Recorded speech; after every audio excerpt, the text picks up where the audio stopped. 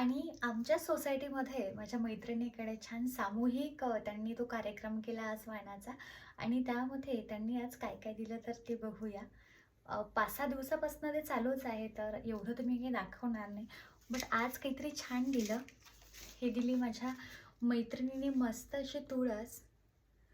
ही राम तुळस आहे. तर काहीतरी देण्यासाठी मस्त छान वाण आहे हे. तर तिने जेवढ्या बोलावल्या होत्या सगळ्यांना मस्त तुळस दिलेली आहे. आणि आमच्या एक काकू आहेत, त्यांनी छान कापुराची मस्त डब्बी दिलेली आहे.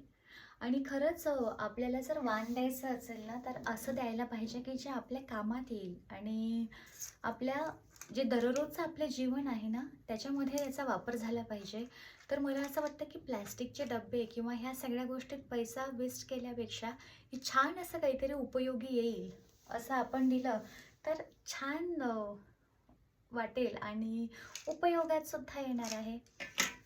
आणि एकीने छान आज ना हे काचेचं मस्त अशी प्लेट म्हणता येईल, याला छोटू बाऊल पण म्हणता येईल. तर असा छान हा बाऊल दिलेला आहे. आणि भरपूर प्रकारे तुम्ही याचा उपयोग करू शकता. तर हे आहे आजचं माझं वाण. आणि आणखी एक दाखवायचं राहिलं.